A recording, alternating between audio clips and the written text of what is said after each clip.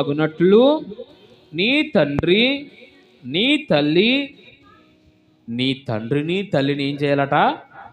హల్లెలూయా, హల్లెలూయా. ఈ 10 ఆజ్ఞల్లో మానవునికి చాలా అవసరమైన, చాలా ప్రాముఖ్యమైన ఆజ్ఞ ఇదండి.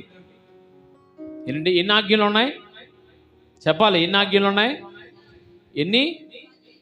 ఎన్ని కనబడుతున్నాయి? ఎన్ని ఆజ్ఞలు ఉన్నాయి? డౌట్ అవుతుందే.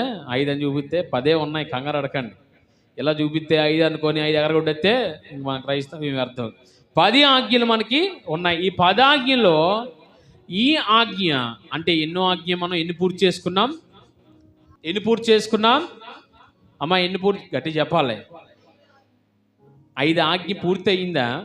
5 ఆజ్ఞ నడుస్తుందా? అందుకనే మన ఇంటికి వెళ్ళిన తర్వాత బైబిల్ చాలా చాలా చాలా చాలా ఇంటికి వెళ్ళితే ఈ చదవండి, ఈ ఆజ్ఞలు 10 ఆజ్ఞలు కూడా రోజును.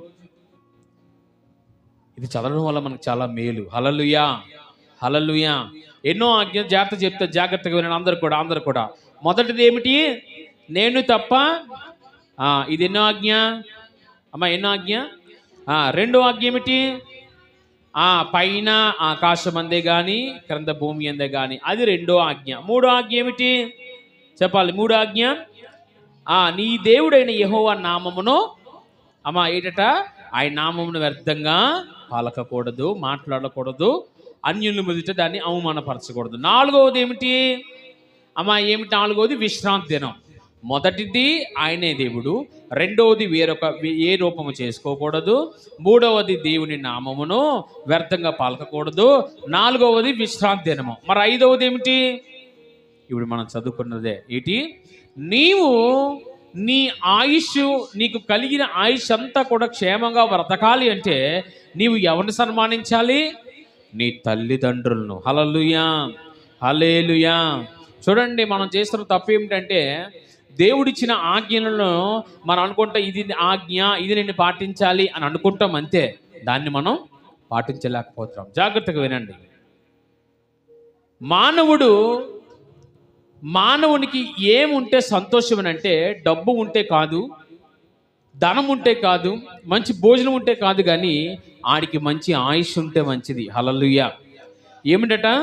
దేవుడు మనకి ఒక పీరియడ్ పెట్టాడు, ఒక కాలం పెట్టాడు. మనిషి ఎంతకాలం బతుకుతాడు? 91 కీర్తన భాగం చేయండి ఒకసారి అందరూ కూడా. 91 కీర్తన భాగం 10వ వచనం ఒకసారి చదువుదాం ఒకసారి. దేవుడు మానవుడికి ఎంత పెట్టాడు, మానవుడు ఎన్ని సంవత్సరాలు బతకాలి అనేది బైబిల్ చెప్తున్న మాట. 10వ వచనం చదువుదాం. చదవండి ఒకసారి. మా ఆయుష్కాలమును 70 సంవత్సరాలు, అనగా 70 సంవత్సరాలు. అమ్మ లక్ష్మమ్మ, ఎన్ని సంవత్సరాలు మనకి? 70 సంవత్సరాలు దేవుడు ఇచ్చాడు మనకి. ఒకవేళ అధిక బలం అయితే 80, అది కూడా ఆయాసము దుఃఖమే. జాగ్రత్తగా వినండి. మరలా వచ్చేద్దాం వాక్యంలోకి.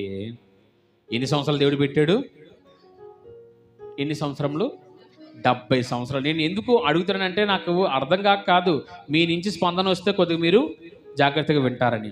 ఎన్ని సంవత్సరాలు దేవుడు మనకి ఇచ్చాడు? అంతేనా? 70 సంవత్సరాలు దేవుడు మనకి ఇచ్చాడు. ఒకవేళ దేవుని కృప అయితే మరొక 10 సంవత్సరాలు ముందుకు వెళ్ళగలం. ఒకవేళ అది కూడా ఆయాసము దుఃఖమేనట.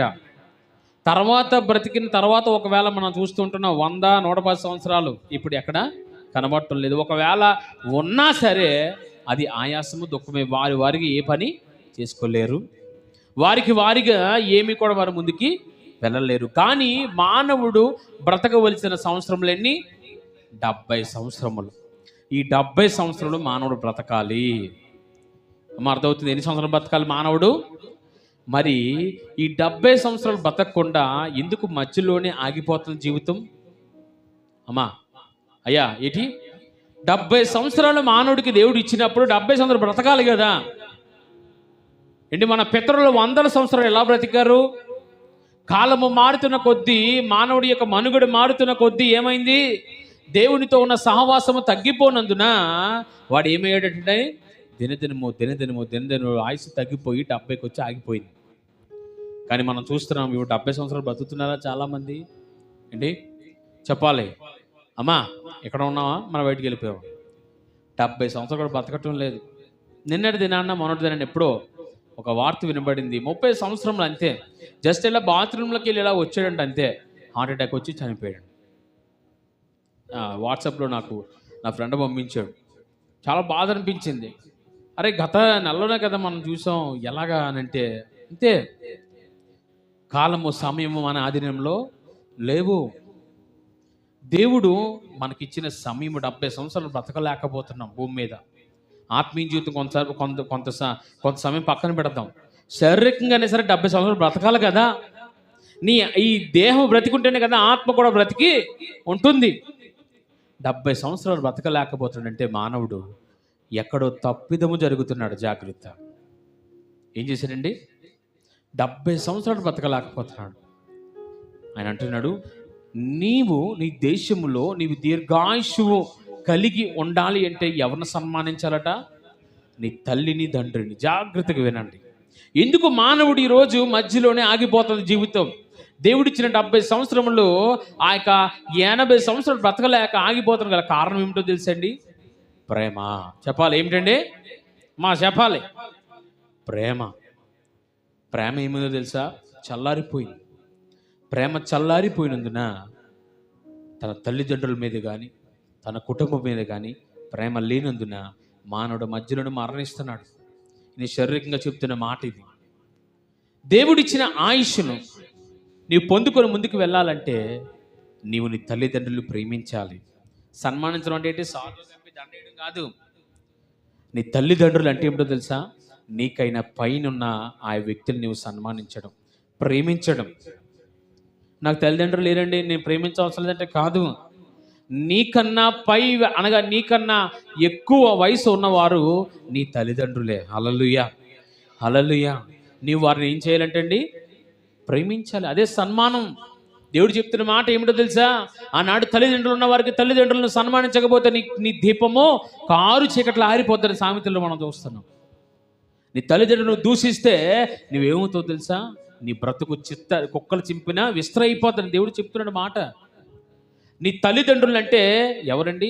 నన్ను కన్నోళ్ళు, నాకన్నా పెద్ద వయసు ఉన్నవారు. ఒకవేళ నీకు తల్లిదండ్రులు లేకపోతే నీకన్నా పెద్ద వయసు ఉన్న వాళ్ళు నువ్వేం చేయాలి? ఏం చేయాలమ్మా? చెప్పాలి. ఏం చేయాలి?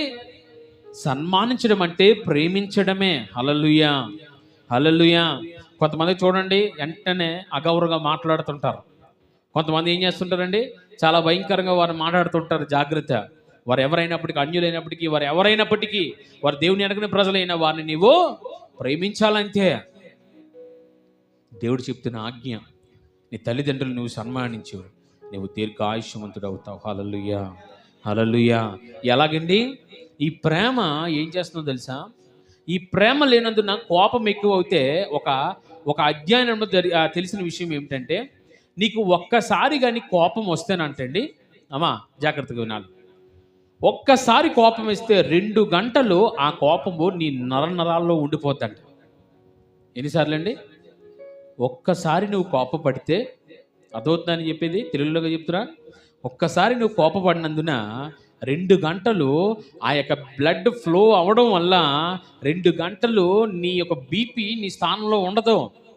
2 గంటలు దాటిపోయి ఈ గుండెకు భారం ఎక్కువ అయిపోవడం వల్ల ఈరోజు జనాలు అనేకులు మరణిస్తున్నారు. ప్రేమ చూపుట మానుకొని కోపము చూపునందున చాలామంది ఈరోజు ఏమవుతున్నారు? తమ జీవితం మధ్యలోనే ఆగిపోతుంది. వారు ఎంత ఇబ్బంది పెట్టినా, ఎంత బాధ పెట్టినప్పుడు కూడా నువ్వు ప్రేమించంతే. నువ్వు ప్రేమిస్తే ఏమవుతుందో తెలుసా? చూడండి, నిదానమే ఏమంటారండి? నిదానమే. నువ్వు నిదానముగా వెళ్తే ప్రధానముగా వీటికి చేరగలవు. అంటే ఏమిటి? ఎప్పుడైతే నువ్వు నిదానానికి ప్రాముఖ్యత ఇస్తావో నీ బ్రతుకు హ్యాపీగా వెళ్తుంది. కోపం ఎక్కువైతే ఏమవుతుంది? చెప్పాలి. కోపం ఎక్కువైతే బీపీ పెరుగుతుంది. బీపీ పెరిగితే ఏమవుతుందో తెలుసా? ఈ హార్ట్కి పంపింగ్ ఎక్కువయ్యి ఇది పంప్ చేయలేక ఆగిపోతుంది. అందుకనే యేసయ్య ఎక్కడ కూడా తన కోపం అనేది భూమి మీద ఎక్కడ చూపించలేదు. ఆ ఒక్క మందిరం విషయంలో తప్ప మరెక్కడ తనని ఎంతమంది అవమానపరిచినా ఆయన ఏమన్నాడు తెలుసా? తండ్రి, వీరేమి చేయుచున్నారో వీరు ఎరగరు గనుక వీరిని నీవు క్షమించగలమా? చెప్పుకున్నంత ఈజీ కాదని ప్రేమించడం, చెప్పుకున్నంత ఈజీ కాదు కోపం మానుకోవడం. కోపం ఎక్కువ అవ్వడం వల్ల ఆరోగ్యం క్షీణిస్తుంది, తమ జీవితం మధ్యలోనే ఆగిపోతుంది. తల్లిదండ్రులు అనగా నీకన్నా పెద్ద వయసు ఉన్న వారిని నువ్వు ఏం చేయాలి? ప్రేమించాలి. ఇది శారీరకంగా మాట, జాగ్రత్తగా వినండి. ఇది శారీరకంగా మాట. దేవుడిచ్చిన నువ్వు ఆ దేశంలో నీవు దీర్ఘాయుషువంతుడు అవ్వాలి అంటే నువ్వేం చేయాలి? ప్రేమ కలిగి జీవించాలి. ఏం చేయాలమ్మా? ప్రేమ చూపించాలి. ప్రేమ చూపుటలో నీవు ముందుండాలి. ఏంటి? ప్రేమ అన్ని విషయంలో ఘనమైనది, అన్ని విషయంలో ప్రాముఖ్యమైనది. ప్రేమ అనేది చాలా అవసరం ఒక క్రైస్తవుడికి. హల్లెలూయా, హల్లెలూయా. ఇది దేవుడు చేయమంటున్నాడు. ఆనాడు ఆజ్ఞ ఇచ్చాడు ఇశ్రాయేలు ప్రజలకు. అయితే మరి ఈనాడు మన దగ్గరికి వద్దాం, జాగ్రత్తగా వినండి. ఇప్పుడు శారీరకంగా మనకు తల్లిదండ్రులు ఉన్నాడు, మనల్ని ప్రేమించమన్నాడు దేవుడు, సరే మంచిదే. మరి ఆత్మీయ జీవితం దగ్గరకు వద్దాం. మరి ఆత్మీయ జీవితంలో మనకు తల్లిదండ్రులు ఎవరో చెప్పాలి గట్టిగా. ఆత్మీయ తల్లిదండ్రులు ఎవరు మనకి? ఆయనే. ఎవరండి? ఇప్పుడు చూడండి, జాగ్రత్తగా వినండి. నిన్ను రక్తం ఇచ్చి కొన్నది ఎవరు? కన్నదెవరో? మరి ఏం చెప్పట్లేదు ఏంటి? చెప్పాలి. మీరు ఎవరి నామంలో బాప్తిసం పొందుకున్నారు? మరి ఎవరి నామంలో విడిపించబడ్డారు? యేసయ్య వల్లే మనం దీవించబడ్డాం, యేసయ్య వల్ల విడిపించబడ్డాం, యేసయ్య వల్ల మనం పాపం నుంచి బయటపడ్డాం. మరి ఇప్పుడు నువ్వు ఎవరిని ప్రేమించాలి? మరి ఎవరిని సన్మానించాలి? చెప్పాలి. ఎవరిని సన్మానించాలి అంటే ఇప్పుడు యేసయ్యని తీసుకొచ్చి కూర్చోబెట్టి దండేసి లేకపోతే సన్మానించమని చెప్తున్నాడు ఆయన. నాకు ఈ సన్మానాలు వద్దంటున్నాడు. అమ్మా, ఆయన ఏం కోరుకుంటున్నాడో తెలుసా? నీవు ఆయన్ను ప్రేమించాలి. అమ్మ, అర్థమైందా మీకు? ఏం చేయాలి మనం? తల్లిదండ్రులుగా, శారీరకంగా తల్లిదండ్రులుగా నువ్వు ప్రేమించాలి. అది సన్మానం. అయితే ఆత్మీయంగా నీ ఆత్మను బ్రతికించి నిన్ను కాపాడి నేను నడిపించి ఇదిగో భయంకరమైన పాపం నుండి విడిపించిన నీ తండ్రి ఎవరో? యేసయ్య. చెప్పండి గట్టిగా. చెప్పలేకపోతున్నారు ఏంటి యేసయ్య అని? మన నోటి నుంచి ఆ మాట రాలేదంటే నువ్వు యేసయ్యని ప్రేమించట్లేనట్టే అని చెప్తున్నాడు. నీవు సుఖముగాను నీవు సంతోషంగా బ్రతుకు నిమిత్తం నువ్వు ఎవరిని ప్రేమించాలి? అమ్మా, ఎవరిని ప్రేమించాలి మనం? దేవుడిచ్చిన ఆయుష్ ఈ 70 సంవత్సరంలో, ఒకవేళ ఈ 70 సంవత్సరంలో నువ్వు ముగించిన తర్వాత ఎక్కడికి వెళ్తాం మనం? అమ్మా, ఎక్కడికి వెళ్తాం? ఒక దేశం ఉంది మనకి. ఏ దేశం అది? అమ్మా, ఒక రాజ్యం ఉంది. ఏ రాజ్యం మనకి? మరి ఆ పరలోకంలో నీవు నిత్యము సంతోషంగా ఉండాలి అంటే మరి ఎవరిని సన్మానించాలి? అమ్మా, ఎవరిని సన్మానించాలి? మీకు నా మాటలు అర్థమవుతున్నాయా? శారీరకంగా నీ ఉండు ప్రదేశంలో, నీ ఉండు దేశంలో నువ్వు సంతోషంగా ఉండాలంటే నీ తల్లిదండ్రులు అనగా నీ పై ఉన్న వారిని, నీకన్నా పెద్దవారిని, నీకు ఒకవేళ తల్లిదండ్రులు లేకపోతే పై ఉన్న వారిని ప్రేమించు, పెద్దలను నీవు ప్రేమించు, నువ్వు దీర్ఘాయుషవంతుడు అవుతావు. మరి పరలోకముకు చేరాలంటే, పరలోకంలో నీవు ఉండాలి అంటే మరి ఎవరిని ప్రేమించాలి? మరి చాలా చిన్న మాట ఇది, పెద్ద ఏం మాట కాదు. నేనేం పెద్ద మాట చెప్పానా? ఏమన్నా నేను? ఎవరిని ప్రేమించాలి మనం? యేసుని ప్రేమిస్తే ఏం జరుగుతుంది మనకి? అది ఆ పరలోక రాజ్యం చేరిపోవడం ఒక ఎత్తు అయితే, అక్కడంట స్టేజ్లు ఉంటాయి. ఏంటండి ఏముంటాయి మనకి? స్టేజ్లు, ఒక తరహా, ఒక ఇది. మనం దేవునికి దగ్గరగా అవ్వాలంటే నువ్వు ఎంత ప్రేమిస్తావో నువ్వు అంతగా దేవుడి దగ్గరగా అవుతావు. హల్లెలూయా, హల్లెలూయా. ఈ యొక్క బైబిల్ అంతటిలో దేవుడు ఎక్కువగా ఇష్టపడిన వ్యక్తి ఎవరు చెప్పండి? వెంటనే గుర్తు రావాలి, దావీదు. దేవుడు ఎవరిని ఇష్టపడ్డాడు? దావీదును బట్టి దేవుడు మాట్లాడుతున్నాడు, దావీదు నీవు నా హృదయానుసారుడివి. ఎందుకు తెలుసా? దావీదు దేవుని ఎంతగానో ప్రేమించాడు. అందుకనే అంటాడు మాట, అతడు నన్ను ప్రేమించుచున్నాడు గనుక నేను అతనిని తప్పిస్తున్నాను. దేవుడు. హల్లెలూయా, హల్లెలూయా. నీవు దేవుని ఎంతగా ప్రేమిస్తావో నీ ఆయుష్ అంతగా పరలోకంలో దినదినము యుగయుగంలో దేవునితోనే ఉంటామట. నువ్వు దేవుని ప్రేమించడం మాని లోకాన్ని ప్రేమించినందున ఈ శారీరక జీవితంతో పాటు ఆత్మీయ జీవితం కూడా మధ్యలోనే ఆగిపోతుంది. ప్రేమించవలసిన దేవుని విడిచిపెట్టి ఈరోజు ఏమైంది తెలుసా? ఒక మాట చదువుదాం, నేను ముగిస్తాను. మలాకి ప్రవచన గ్రంథం ఒకసారి తీద్దాం. మలాకి ప్రవచన గ్రంథం 1వ అధ్యాయం 6వ వచనం ఒకసారి చదువుదాం. 6వ వచనం 785వ పేజీ నెంబరు. 785వ పేజీ నెంబరు. మలాకి ప్రవచన గ్రంథం 1వ అధ్యాయం 6వ వచనం. శారీరకంగా మనము ఒకవేళ మన తల్లిదండ్రులు ఒకవేళ భూమి మీద ఉంటే వారిని ప్రేమించాలి, వారిని సన్మానించాలి, వారిని బాగుగా చూచుకుంటే నీకు దీర్ఘాయుషు కలుగుతుందని దేవుడు సెలవిస్తున్నాడు. మరి ఆత్మీయంగా నిన్ను కని పెంచి ఇంతవరకు నడిపిస్తుంది ఎవరో అని అంటే ఇదిగో నా యేసయ్య. మరి ఆయన నువ్వేం చేయాలి అంటే నువ్వు ప్రేమించాలి. మలాకి ప్రవచన గ్రంథం 1వ అధ్యాయం 6వ వచనం, కుమారుడు తన తండ్రిని గణపరచును కదా, దాసుడు తన యజమానుని గణపరచును కదా. నా నామమున నిర్లక్ష్యమును పెట్టి యాజకులారా, నేను తండ్రినైతే నాకు రావాల్సిన ఘనత ఏమాయనో. చాలండి. ఏంటట? కుమారుడు తన తండ్రిని గణపరచాలి కదా. ఎందుకంటే కుమారుడిని దేవుడు ఆ యొక్క తండ్రి ఏం చేశాడు? కని పెంచి పెద్దవాడిగా చేసి ఆడికి ఎంతో ఆస్తి ఇచ్చాడు. మరి ఆడేం చేయాలి? తండ్రిని గణపరచాలి, తండ్రిని సంతోషపరచాలి, తండ్రిని స్తుతించవలసిన ఆ యొక్క కుమారుడు ఈరోజు ఏం చేస్తున్నాడు తెలుసా? తండ్రిని అవమానపరుస్తున్నాడు. తండ్రిని ఏం చేస్తున్నాడండి? అమ్మ, తండ్రిని ఏం చేస్తున్నాడు? చదువుతాను, మళ్ళీ ఒకసారి జాగ్రత్తగా వినండి. తీసారా? చదవండి ఒకసారి. కుమారుడు తన తండ్రిని గణపరచును కదా, దాసుడు తన యజమానిని గణపరచును కదా. నా నామమును నిర్లక్ష్యపెట్టి యాజకులారా, నేను తండ్రినైతే నాకు రావాల్సిన ఘనత ఏమాయను. జాగ్రత్తగా వినండి. ఒకవేళ నేను తండ్రినైతే నేను విడిపించి మిమ్మల్ని పాపం నుంచి విడిపించి రక్షించి నడిపించి ఇంత అద్భుత కార్యములు జరిగిస్తే నాకు రావాల్సిన ఘనత ఏమైంది అని అడుగుతున్నాడు ఆయన. అదేంటి ప్రభువా, నేను రోజు ప్రార్థన చేస్తున్నాను, రోజు నేను మందిరానికి వస్తున్నాను, ప్రతి ఆదివారం ఆకుండా పాటలు పాడుతున్నాను, ఆరాధన అన్నీ చేస్తున్నాను కదా, మరి ఇది చాలదా అంటారు. అంటున్నాడు, ఇది నాకొద్దు ఏంటి, ఇది నాకొద్దు. ఎందుకు? ఆయన మాట్లాడాడు, మీ వరనే కదా అన్యజనుల మధ్య నా నామము దూషించబడుతుంది. ఎలా ప్రభువా? ఇదిగో నేను నిన్ను ఇష్టమైనవన్నీ జరిగిస్తున్నాను కదా, ఎలాగ అన్యుల మధ్య నిన్ను గణపరుస్తున్నాను కదా, ఎలాగ ప్రభు నీకు అవమానపరిచిందంటే నీ జీవితం ద్వారా.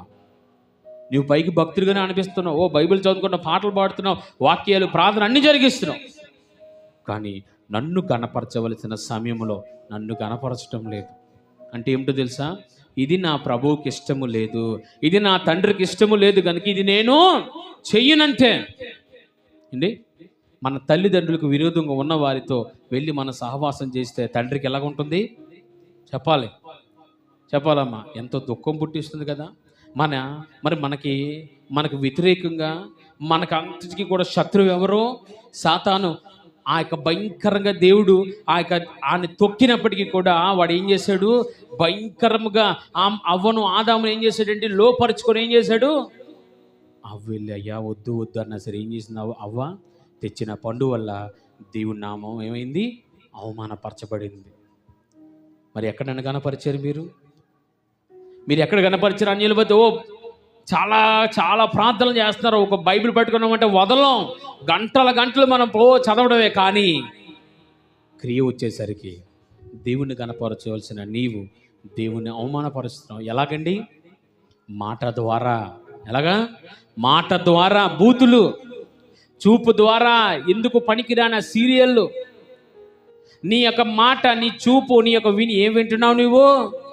దేవుని వాక్యము వినవలసిన చెవులతో అన్యమైనవన్నీ వింటున్నాం. అదే అడుగుతున్నాడు, నేను తండ్రిని అయితే నాకు ఘనత ఏది అని అంటున్నాడు. మాట ఏమంటున్నాడు ఆయన? నేను తండ్రిని అయితే నా ఘనత ఏది? యాజకులారా అంటున్నాడు. మనం ఎవరో తెలుసా? రాజులైన యాజక సమూహము. ఎవరండి మనం? రాజులైన యాజక సమూహం అని అంటున్నాడు మాట. యాజకులారా, ఏది నాకు రావాల్సిన ఘనత ఏది? ఒకవేళ మీ కుమారుడైతే నాకు ఘనత ఏది? నన్ను మహింపరుస్తున్నారా మీరు అడుగుతున్నాడు ఆయన. శారీరకంగా తల్లిదండ్రులు బాగా చూచుకుంటున్నాం, అందరికి గౌరవిస్తున్నాం, మంచిదే, అది నీకు నీ శరీరానికి ఆయుష్యే. మరి నీ ఆత్మను పరలోకంలో ఉంచి యుగంలో క్షేమంగా ఉంచాలంటే నీ తండ్రి నువ్వేం చేయాలి? దేవుడు చెప్తున్న ఆజ్ఞ అదే. నీవు నీ దేశములో అనగా నీ పరలోకంలో నీవు దీర్ఘాయుషు అంటే యుగములు సంతోషంగా దేవునితో ఉండాలి అంటే నువ్వు ఎవరిని కనపరచాలి? నీ తల్లిదండ్రులు అనగా శరీరంలో నువ్వు ఒకవేళ నీ జన్మనిచ్చిన వారు అయితే నీకు తిరిగి మారు మనసు ఇచ్చి నీకు మరొక జన్మిచ్చింది ఎవరో? యేసయ్య. ఆ కలువరి సిలువలో మరణించి తిరిగి లేచి మరణము నుండి జీవములోకి నడిపించిన యేసయ్య నువ్వేం చేయాలి? ఏం చేయాలి? మనం అవమానపరచాలా? అన్యజనుల మధ్య మన దేవుణ్ణి గణపరచాలి. హల్లెలూయా, హల్లెలూయా, హల్లెలూయా. అద్భుతాలు కాదండి, ఆశ్చర్యకారాలు కాదండి, దెయ్యాలు కాదండి, భూతాలు కాదు, ఇవేమి కాదు. ముందు నువ్వు చేయవలసింది ఏంటో తెలుసా? నీ దేవుణ్ణి గణపరచు. హల్లెలూయా, హల్లెలూయా. ప్రార్థన పక్కన పెట్టు, ఆరాధన పక్కన పెట్టు, కానుకలు పక్కన పెట్టు, అన్ని పక్కన పెట్టి ముందు నువ్వేం చేయాలి తెలుసా? ప్రభువా నిన్ను ఎలా గణపరచాలి, నిన్ను ఎలాగ అన్యజనుల మధ్య నేను హెచ్చించాలి, దేవుని దగ్గర అడుగు. అప్పుడు అంటాడు ఆయన, నీవు జీవించిన జీవితం బట్టే అన్యులు మారుతారు. ఏంటి? నువ్వు జీవించిన జీవితం బట్టే అన్యులు ఏమవుతారు?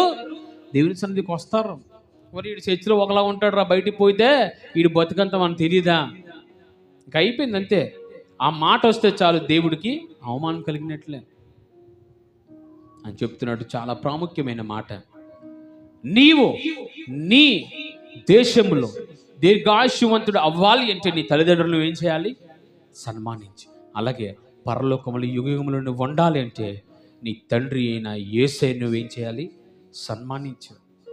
సన్మానించు, ప్రేమించడం.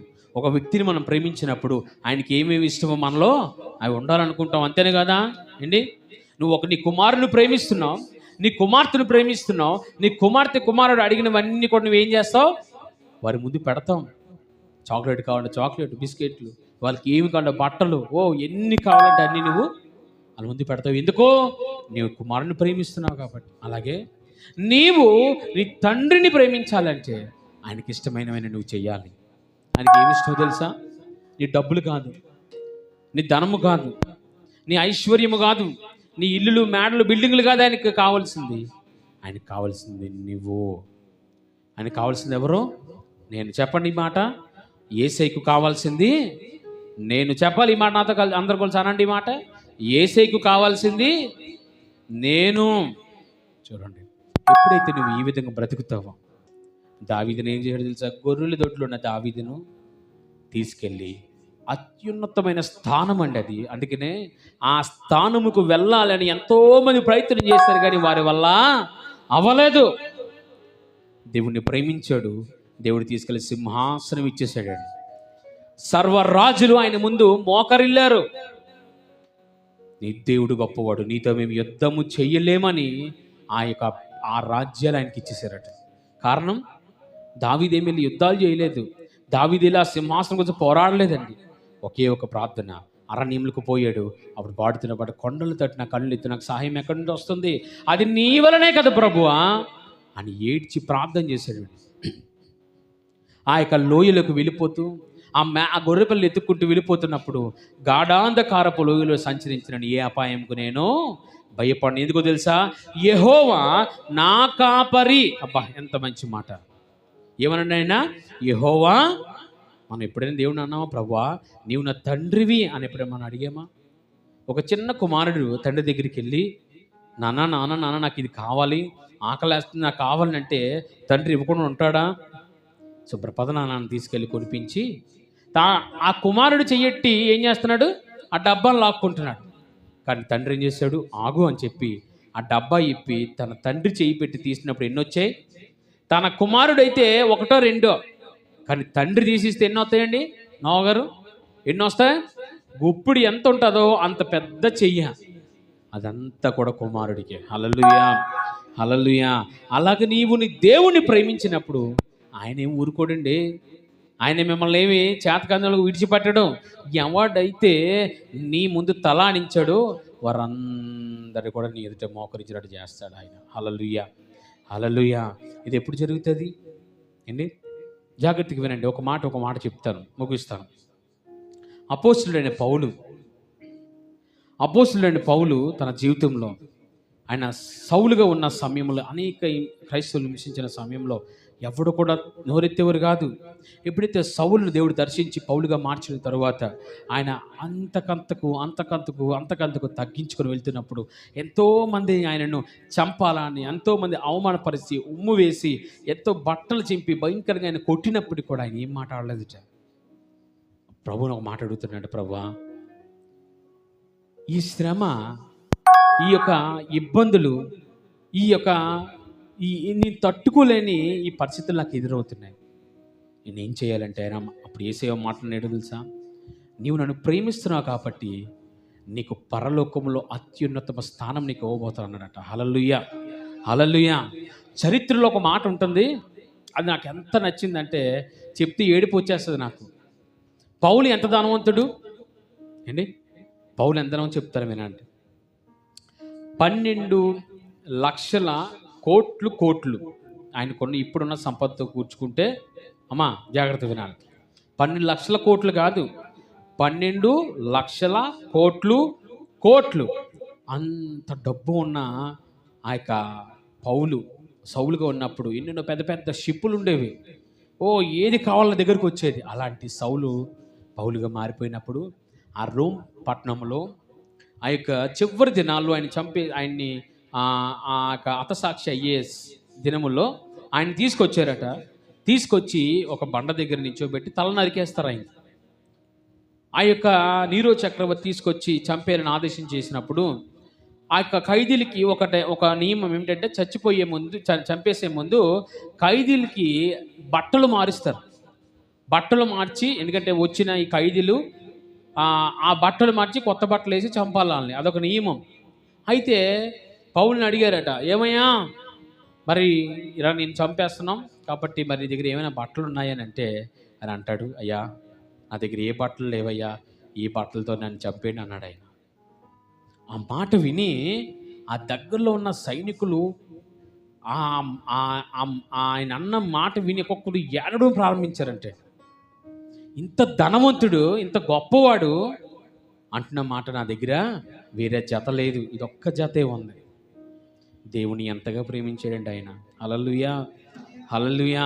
మనము మంచి సెట్ట లేకపోతే మందిరానికి రాలేం కదా, ఏదైనా ఫంక్షన్కి వెళ్ళలేం కదా.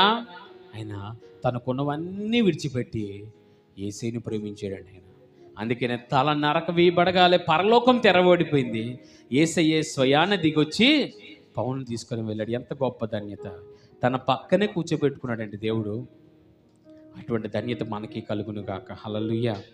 అటువంటి ధన్యత మనకు రావాలంటే మనం ఏం చేయాలి? లోకానికి అది ప్రేమించవలసింది. నీ తల్లిదండ్రులు, బంధువులకు అది ప్రేమించవలసింది. ఒకనొక రాజు విడిచిపెట్టి వెళ్ళిపోతారు, నాకైనా సరే నీకైనా సరే. కానీ నువ్వు ప్రేమించవలసింది ఎవరో తెలుసా? ఇదిగో నన్ను పాపము నుండి నన్ను విడిపించి, ఇగో పాపము నుండి పాప మరణము నుండి తప్పించి ఈరోజు సజీవులుగా ఉంచిన యేసయ్యను నువ్వేం చేయాలి? అప్పుడు ప్రేమిస్తే ఏమవుతుందో తెలుసా? పరలోకంలో యుగయుగంలో ఆయనతో పాటు మనం సంతోషిస్తాం. హల్లెలూయా, హల్లెలూయా. ఇదేనండి దీర్ఘాయుషు. నీ యొక్క కుటుంబ జీవితంలో ఈ దీర్ఘాయుషు అనగా పరలోకములో యుగయుగంలో ఉండే దీర్ఘాయుషు నీకు నాకు దేవుడు దయచేయును గాక. చిన్నగా చెప్తారేంటి? పరలోకంలో ఉండడం అంటే ఎంత ధన్యత అండి అది. ఈ రేకులు లెగిసిపోవాలి, అంత గట్టిగా మనం అరాలి. మనలో ఆశ లేకపోతే చూడండి, ఎంత వాక్యం చెప్పినా ఈ విత్తనములో అనేకులు వింటున్నారు. ఆ విత్తనములు అనేకులు వెళ్ళి అది ఫలిస్తుంది. ఒకవేళ నువ్వు తీసుకోలేకపోతే, నీలో ఫలింపు లేకపోతే ఆ దీర్ఘాయుషు నీకు రాదేమో. దీర్ఘాయుషు నీకు రావాలంటే నువ్వేం చేయాలి? దేవుణ్ణి ప్రేమించాలి. శ్రమైన, బాధ అయినా, కష్టమైన, చిన్న శ్రమ రాగల దేవుణ్ణి నిందించేవారు వేస్ట్, అంతే, వాళ్ళు వ్యర్థం. వాళ్ళు మన సామెతలో ఉంటుంది, తన తల్లిదండ్రులు దూషించేవాడు తన దీపము కారు చీకట్లో ఆరిపోద్దట. ఎక్కడ ఆరిపోద్దండి? కారు చీకట్లో. చీకటి కన్నా భయంకరం ఉంది కారు చీకటి. అందులో ఒక దీపంతో వెళ్తున్నాడు, ఏమైంది? ఆరిపోతే ఏమవుతాడు పరిస్థితి? అలాగే ఈ దీపము దేవుడు పెట్టి నీ ఆత్మ, ఒకవేళ నీవు నీ తండ్రిని, నీ తల్లిని ఒకవేళ అనగా నీ ఆత్మీయ జీవితంలో యేసయ్యను చిన్న కష్టం వచ్చినప్పుడు నువ్వు తిట్టుకున్నావు అనుకో, మా చిన్న కష్టం, ఎందుకు నాకు ఈ బతుకు, నాకు ఇది రావాలా, ఎందుకు నాకే ఇదాన్ని దేవుని దూషిస్తే ఏమంటాడో తెలుసా ఆయన? నీ ఆత్మ ఆరిపోద్ది. నేను చెప్పట్లే, వాక్యంలో ఉన్న మాట. కష్టమైన, నష్టమైన, లాభమైన ఏదైనప్పటికీ కూడా సంతోషం, మంచి జరిగినప్పుడు దేవుని స్తుతించడం కాదు, ఒకవేళ నీకు అది ఇబ్బంది కలిగినప్పటికి కూడా యోబుని జ్ఞాపకం చేసుకో. తన పిల్లలు మరణించారు, తనకు ఆశంతా పోయింది, తన భార్య కూడా తిట్టుకుపోయింది, ఎవరు లేరు, ఆరోగ్యం లేదు, ఒంటి నిండా ఆ కురుపులు, భయంకరమైన చీమి. ఆయన ఏమంటున్నాడు? ఆయన యెహోవా ఇచ్చాను, యెహోవా తీసుకున్నాను, ఆయన నామానికే ఏమన్నాడు? ఆయన నామానికే మహిమ. ఈరోజు నీవు నీ దేవుణ్ణి ప్రేమిస్తే నువ్వు పరలోకంలో యుగయుగంలో ఆయనతో ఉంటావు. ఈ భూమి మీద ఒకవేళ నీ తల్లిదండ్రులు ప్రేమిస్తే 70 సంవత్సరాలు నువ్వు బ్రతకగలవు. తల్లిదండ్రులను ఒకవేళ సన్మానిస్తే 70 సంవత్సరాలు 80 సంవత్సరాలు బ్రతకగలవు. కానీ నీ ఆత్మ యుగయుగంలో పరలోకంలో ఉండాలి అంటే అది తిరిగి బ్రతికించబడింది అని అంటే దానికి కారణం యేసయ్యను నువ్వు ఏం చేయాలి? ప్రేమించాలి. ఒకవేళ ఒక వ్యక్తి నువ్వు ప్రేమిస్తే ఆ వ్యక్తిలా నువ్వు మారాలని అనుకుంటావు కదా, మరి నీవు కూడా యేసయ్యలా మారాలని ఆశ లేదా? జాగ్రత్త, సమయం ఆసన్నమైపోయింది, దేవుని రాకడ సమీపిస్తుంది కనుక ఈరోజు నీవు నేను కూడా పరలోకంలో ఉండాలంటే మనం దేవుణ్ణి ప్రేమించాలి. హల్లెలూయా, హల్లెలూయా. అందరూ మోకరిద్దాం, ప్రార్థన చేసుకుందాం. ప్రార్థన